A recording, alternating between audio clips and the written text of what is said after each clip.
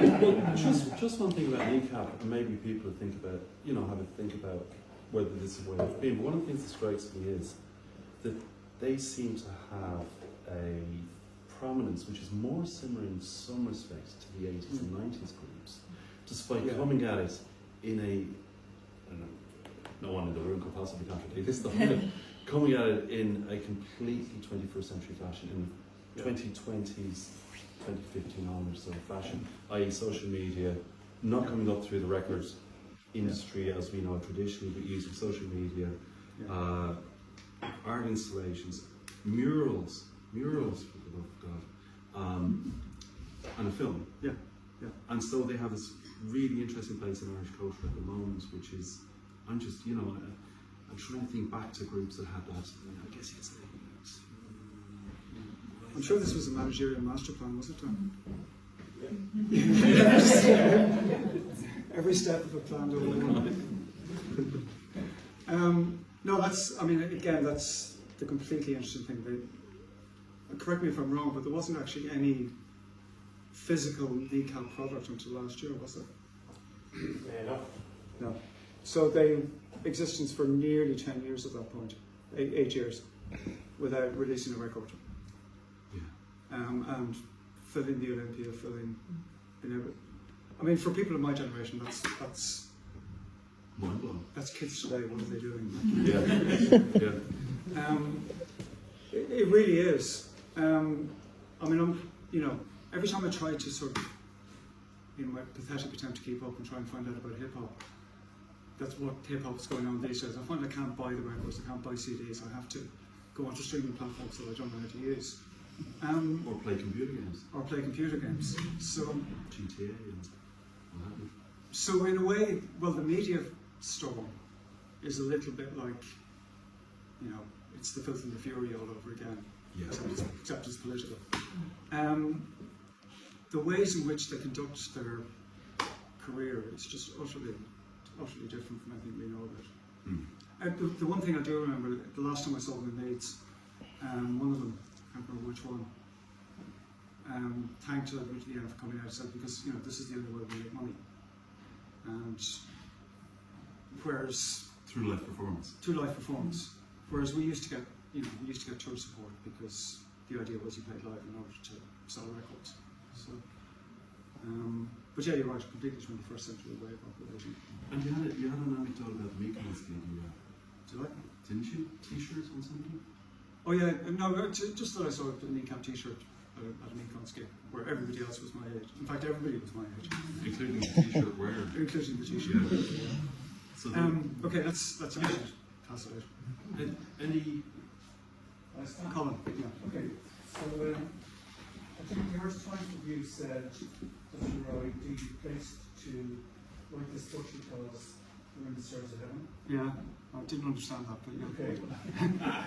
That's the first person. But you also wrote a song called Enlightening, yeah, which I think you referred to earlier on. How does that fit into your thinking or into the context of this book? Well, I wrote it nearly 40 years ago, so... Would you rewrite it? I can't write songs anymore. I've forgotten how, if I ever could. But no, I mean, I think it was an attempt to do what Cahill managed to do with Loft Holdings, was rather better than I did. It was an attempt to explore that constant, just about getting each other enough to be annoyed at each other thing that happens between us and the other island, especially at a time like that. And it was written from the experience of touring, because I think until we toured Britain, like most Irish people, we'd been to London, but we hadn't been to the rest of the country, and suddenly realising what different and strange place it can be. I think that was the impetus. Sorry, last question is more an observation. I mean, yeah. It's one of the reasons, this is purely subjective, that people dislike rebel songs is musically they're pretty terrible. But I mean, both songs are not a great band. Yeah. Some of the rebel songs, like, or so called Sunday Bloody Sunday, terrible song. Yeah. And that's my opinion. So, Yeah. But lots of terrible songs are Very popular. very popular. yeah. And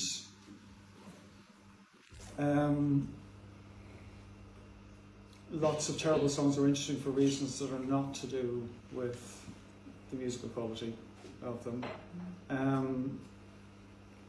Sometimes it's not that relevant how good or bad they are. What's relevant is what they do in the world. And the Wolftones music clearly does something in the world, and it does something interesting in the world. Sunday Bloody Sunday does something also interesting, in that it functions as an explanation of something to an audience that would otherwise not have any other explanation, if that makes sense. Yeah. A couple interesting things just wanted to see. You probably explained these in the books, but see when you're talking about the wolf tones and that sort of stuff, the interplay between that and supporting Celtic or something else. Yeah. You know, like I wouldn't be a big fan of wolf tones anymore, but I went to their gigs. You know, Because it's Celtic. Erraught, went to them gigs, and I thought Erraught were actually quite good. Yeah. Not musically, just had a better thing. Big McFarlane gigs, and he was terrible. You know, but Sorry? still, Big McFarlane. Oh yeah, He yeah. had Second Life as a country western singer, really, Yeah. and it's really poor stuff, you know. Yeah. But and so I'd agree with it on that. Like some level of music is good, some of it is appalling. You Yeah, know? yeah. Like Dominic Behan stuff is obviously good and that. But just when you're saying about people singing, and that's what I'm saying, it's a kind of counter-cultural thing that kept it going. Yeah. Definitely in Scotland, and I think here as well. I think it was all associated. Yeah. Going to Scotland, they would sing songs more there than they would over here. Yeah. And it was that sort of a thing. But just when you're saying about Irish language, yeah, that is interesting. It's just breaking in my head there. Yeah, nobody else sang traditional music Yeah. apart from Kneecap sung in Irish. And I was thinking Scotland, Runrig, there was some Gaelic punk bands, Super Furry Animals singing Welsh, Yeah. there's been other bands in Welsh. And of course, Kneecap aren't from this part of Ireland. Yeah. So, you know, it kind of interplays as well into that Yeah. conservative state, taking Irish, Yeah. making it into something not very nice. Incredibly boring. Incredibly boring. But with that still, like Dominic Behan's background and that, they were all sang, you know, Irish songs as well. Yeah. And just on that, maybe it was because of that background that I thought that football and songs are so important. When we were doing the book Lost Evolution, I remember having a big fight in the end of that to keep 2 pages in about traditional music. Yeah. Because traditional music was utterly key to it. Yeah. And Dominic Behan's stuff was utterly key. Like the Great Great Game Yeah. is basically the ideology laid out there Yeah. before it happened. So just on that, do you think that is it too simplistic just to say because the state got its hands on the Irish language that removed it from our popular stuff, and is Kneecap a little bit of a bit of oppression does musical stuff good, you know? Yeah. I think so, yeah. I mean, I really think if you wanted to revive a language, the worst way to do it was the way we tried to do it. I think everybody. I mean, I went to an Irish speaking, an all Irish school for most of my education, and there's a kind of buried fluency in there somewhere that comes out. I can still follow a conversation I'll scale up, and sometimes if I don't think about it, I can speak Irish, and then the minute I start thinking about it, I stop being able to speak Irish. And a lot of that, I think, is to do with something that the way the language was then subsequently taught to me after I left that school, you know, killed it or something like that. I can't really explain that. That's one of those generational differences. I think people are a lot less self-conscious about that now. Yeah. And there's definitely it seems to me from afar, I mean, I'm not here, so you'll know better than I do. But the language seems more present than at any time since the 60s, to me. And maybe a patriotism in a kind of way, but that can go in bad ways, but... Yeah. Or Yeah. not patriotism, that might be the wrong word, but... Again, that sense of unity is an achievable Yeah. goal, and a sense of identification with Irishness. But my sense also is that the new Galgoy, as it were, are very politically progressive as well. I would think would be a given. Yeah. Whereas the old guy, the guy with the phonia, who was best friends with the parish priest, may not have been that. Or something. Yeah. Yes. Stan, I was just going to add, obviously I'm a Stars Ahead fan. I was a musician, but I became a journalist, so I probably interviewed the Wolf Tones more than anyone else in the Irish media, probably in the last I'd help you. 5 years. But when we started writing about them, other papers then started to write about them too. Yeah. Just a couple of points. One of them would be, if we write about the Wolf Tones, it's the #1 story on the website. It just goes through the roof. The schemes that Archie would run to keep the Wolf Tones out are unbelievable. They would run a folk, they would come up with something called Ireland's biggest folk songs, and an Archie panel would pick the folk songs, so Wolf Tones fans couldn't pick a Wolf Tones song. I mean, they've gone through all this. They would say, in relation to them not playing up north, they would say that they were tied up to another Belfast festival, very loyal to it. And the Andersonstown festival came along, and when their original festival ran into trouble and was no longer there, then they moved over, but they maintained they were kind of always there, And I'd say as well, I've gone to see them live, the Wolf Tones. I mean, I'm more into Alex Shilton and the Replacements and the Blue Nile and these kind of bands, but it's in my job to go and see them. I couldn't believe how young the fans are at Wolf Tones gigs. They're unbelievably young. And I think it's as well, people are being told not to be into them, but that's rubbing people up the wrong way. And as you talk about the way they were ambushed on the late, it does seem a little bit strange. But I'm going to just end this by saying that I'm really 60 now, and I remember U2 breaking through with Sunday Bloody Sunday, and I remember, and it was all about, anti-IRA and Bono, Sunday Bloody Sunday, this is not a rebel song. And weirdly, the Cranberries came along with Zombie, and as Stan points out in the book, the reference to this horrific bombing, there's only a reference at the start of the lyric in the song. And I thought, hang on a sec, U2, the Cranberries, both on Island Records, and they both kind of make this breakthrough with this anti-IRA Republican thing, and I just thought, that's a strange coincidence. And I wanted to know from you, Stan, do you think that was premeditated in any way with the Cranberries? No, I honestly don't think so, to be fair. I think...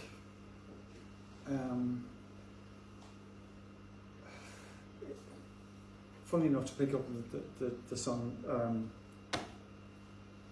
Colin's point, it's a good record, but it's a really bad lyric, and I don't think anyone I think it can only it sort of had to be heartfelt just because it's so I don't know, I think just because it's such a bad piece of writing, it just hits at things all over the place. It doesn't do anything really. It just emotes.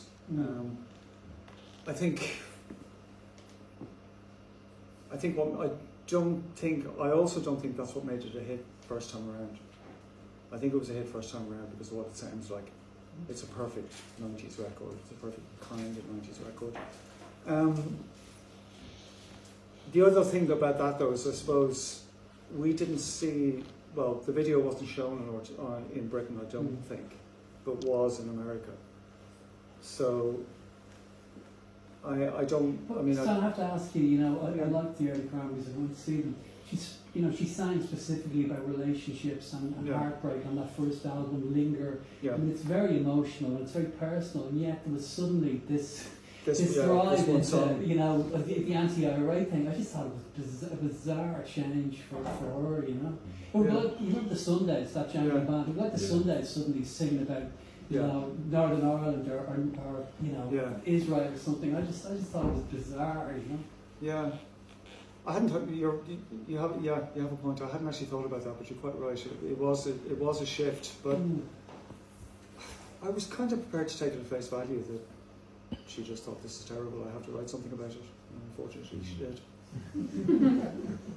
There was not time for it though, wasn't it, in a way? Because it's like things were moving towards a resolution, at least of sorts.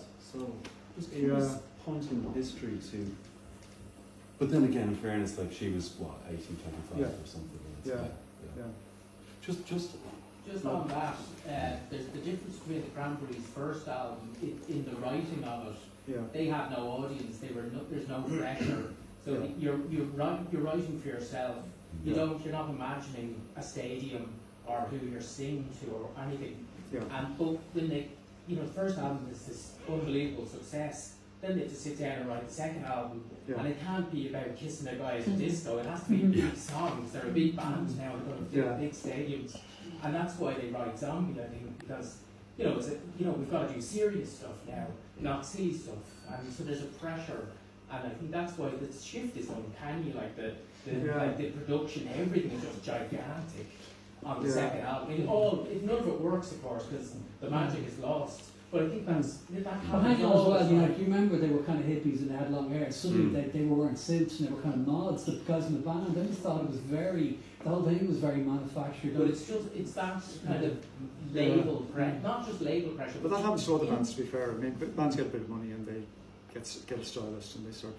They look But at it's themselves in the mirror and argument suit in and your think, own head, if you know what I mean. Once you've success, it's your creativity.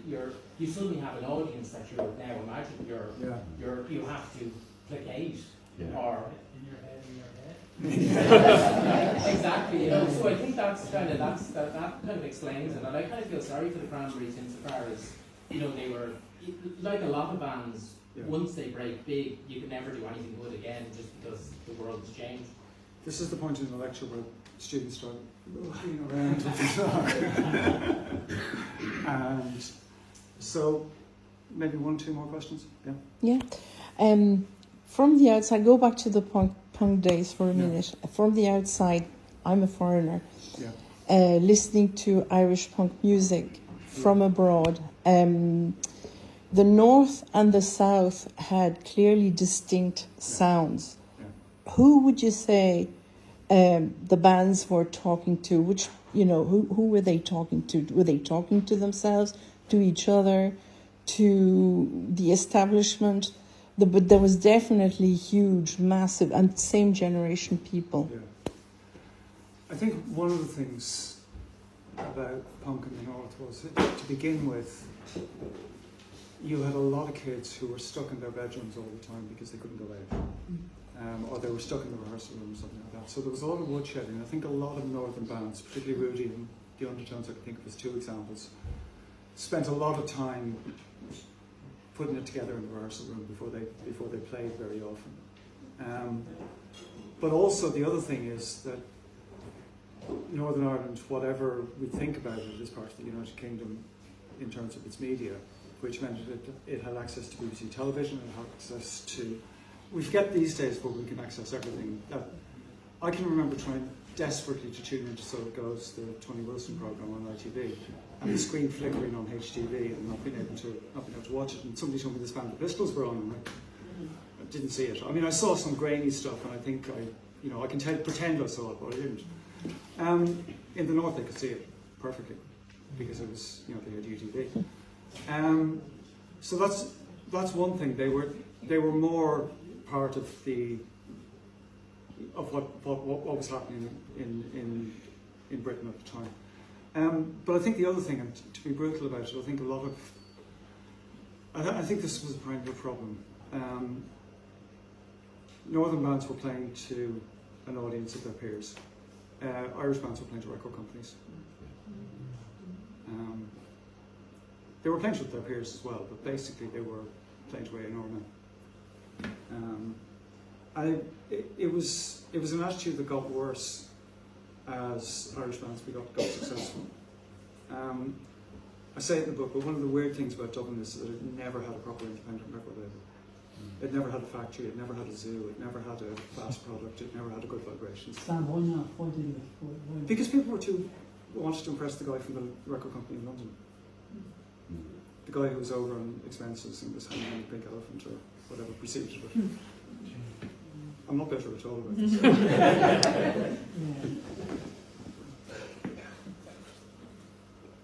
Last one maybe. Yeah, I was just wondering if you could, kind of with the slideshow going on behind you, Oh yeah. there's a lot, it's very clear, there's a rock band, there's a punk band, there's a trap band, there's a folk band. Yeah. And it is, I think in Irish popular music, kind of oddly, there's this odd kind of, those 2 things going on at the same time. Yeah, and it's yeah. connected, and it's disconnected.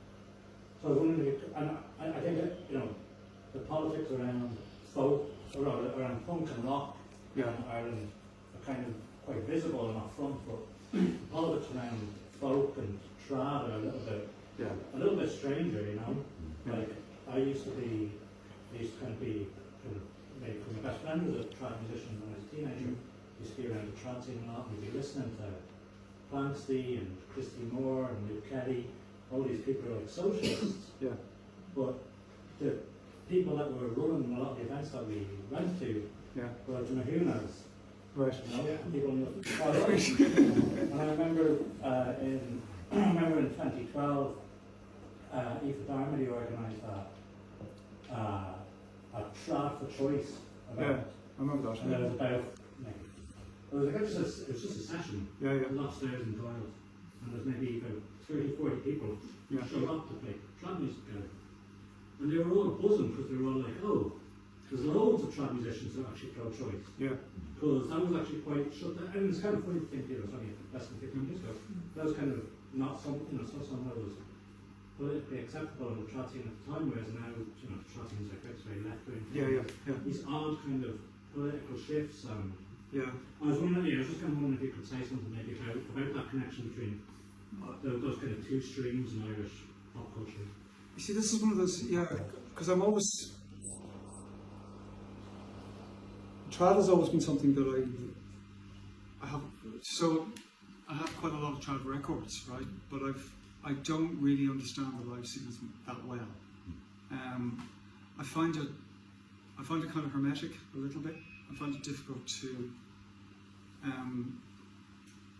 I mean, it's great in England. I can be a trad expert because nobody knows anything. But over here, I wouldn't dare open my mouth. I feel it does intimidate me a little bit, which I think it does, and I don't think I'm the only one for whom that's the case. But I think the politics of it is fascinating. I think you're quite right.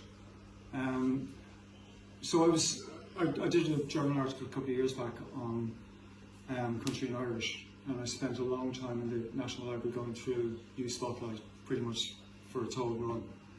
And the weird thing about it was that for a pop magazine aimed at teenagers, it had interviews with people like Luke Kelly, where he talked about Marxism, and you had like pin-ups of this bearded radical, which you can't really imagine it in the NME at the time. But it was, and I don't know, but at the same time it was also slightly depoliticised. Luke's a communist, It was sort of just, it was like, he supported Liverpool or something like that. It wasn't, but I mean, that was New Spotlight. Sorry, that's not an answer. I avoided the folk scene a little bit in the book because I didn't want to get it wrong, or more wrong. Stan, were you surprised that Paul Weller came out to back Kneecap and that the musicians did? The musicians did eventually, the bands did eventually come around to support Kneecap and come out and back them.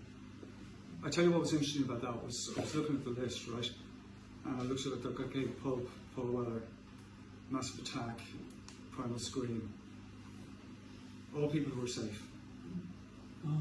The only young band I spotted on that list, and I could be wrong, was English Teacher, who were from Leeds. So I was kind of pleased with that. But I was thinking there is no band there that's first album, second album level that supports them. And I thought that was, I mean, nobody's going to judge Weller. Interesting. Okay.